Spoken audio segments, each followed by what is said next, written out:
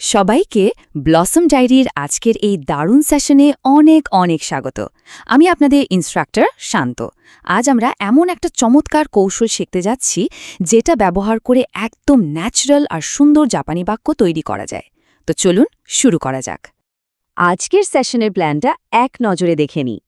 প্রথমে থাকছে verb modifying noun basics, এরপর সময়, প্রতিশ্রুতি ও কাজের ব্যবহার, তারপর কিছু রিয়েল লাইফ প্র্যাকটিস, একটি মিনি কুইজ এবং শেষে পুরো লেসনের সামারি।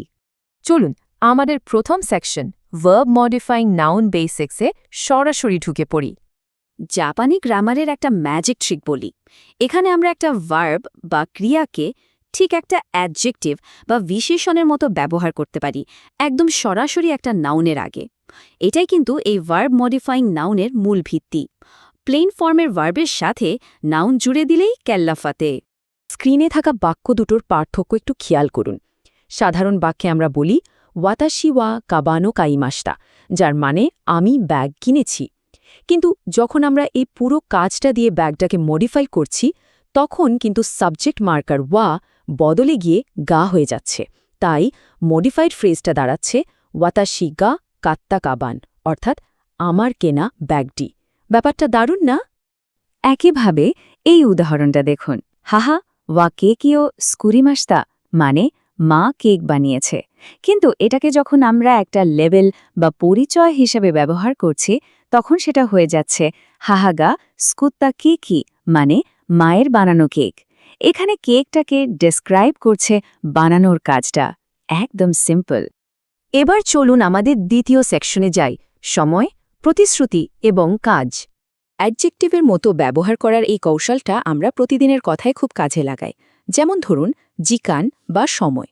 কোনো কিছু করার সময় আছে বা নেই এটা বোঝাতে ভার্বের ডিকশনারি ফর্মটা ঠিক জিকান শব্দটার আগে বসিয়ে দিলেই হয়। যেমন আসাগোহান ও থাবেরু জিকানগা আরিমাসেন, মানে নাশতা খাওয়ার সময় নেই। ঠিক একইভাবে কাউকে কোনো কথা দেয়া বা প্রতিশ্রুতি বোঝাতে আমরা ইয়াকোসোকু ব্যবহার করি। এখানেও ভার্ব তার ডিকশনারি ফর্মে ঠিক ইয়াকোসোকুর আগে বসবে। উদাহরণস্বরূপ নিহনে ইকু মায়েনি কেক্কুন সুরু ইয়াকুসোকু গারিমাসু, এর মানে হল জাপান যাওয়ার আগে বিয়ের প্রতিশ্রুতি আছে। আর শেষে আসছে ইউজি, মানে দরকারি কাজ। এখানেও আমাদের সেই একই বিল্ডিং ব্লক প্যাটার্ন।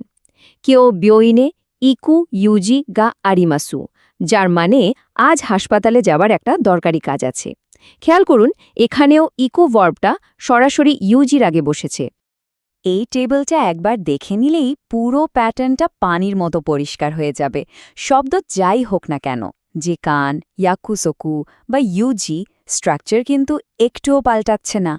সবখানেই শুধু বসবে ভার্বের ডিকশনারি ফর্ম।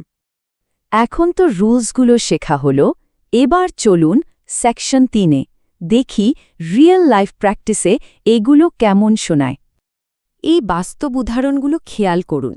জাপানি পড়ার সময় থাকা, বন্ধুর সাথে দেখা করার কথা থাকা বা কাজে যাওয়ার কাজ থাকা, এই সব ক্ষেত্রে একটা গোল্ডেন রুল কিন্তু মনে রাখতেই হবে।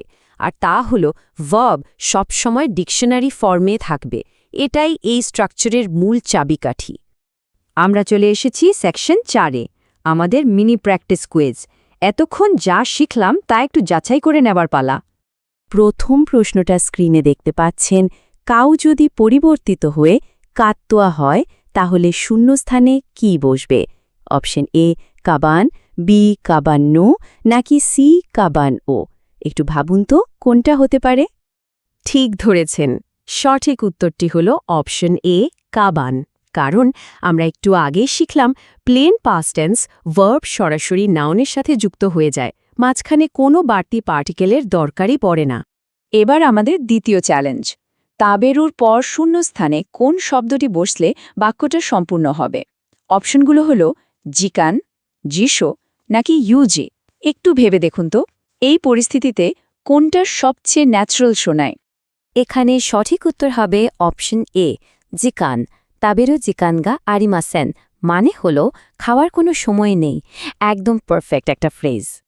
চলে আসলাম কুইজের শেষ প্রশ্নে। কেউ যদি কোথাও যাওয়ার জন্য কথা দিয়ে থাকে তাহলে ইকুর পর কি বসবে? অপশন এ ইয়াকুসোকু, বি কাবান, সি ইমা। এক্ষেত্রেও সঠিক উত্তরটি হল অপশন এ ইয়াকুসোকু। পুরো বাক্যটা দাঁড়াচ্ছে ইকু ইয়াকুসোকু গা আরিমাস, যার মানে হল যাওয়ার প্রতিশ্রুতি বা কোথাও যাওয়ার কথা দেওয়া আছে। আমরা চলে এসেছি সেকশন 5-এ, আমাদের আজকের লেসন সামারি। আজকের মূল টপিকগুলো এক নজরে দেখে নেওয়া যাক। আমরা শিখলাম কিভাবে ভার্ব দিয়ে নাউন মডিফাই করতে হয়, আর সেই সাথে জিকান, ইয়াকুসোকু ও ইউজির চমৎকার কিছু ব্যবহার। তবে আজকের সবচেয়ে বড় টেক অ্যাওয়েটা ভুলবেন না, এই গ্রামার স্ট্রাকচারে ভার্ব কিন্তু একদম একটা অ্যাডজেক্টিভের মতোই কাজ করে। আজকে সেশন শেষ করার আগে আপনাদের জন্য একটা প্রশ্ন। ভার্বকে এডজেক্টিভ বানানোর এই নতুন ম্যাজিক কৌশলটা তো শিখেই ফেললেন। এবার ভাবুন তো এটা দিয়ে আপনারা আর কি কি দারুণ দারুণ নতুন বাক্য তৈরি করতে পারেন। একবার কল্পনা করুন আপনাদের জাপানি বলার দক্ষতা এখন কতটা বেড়ে গেল। আগামী সেশনে আবার দেখা হবে। প্র্যাকটিস চালিয়ে যান।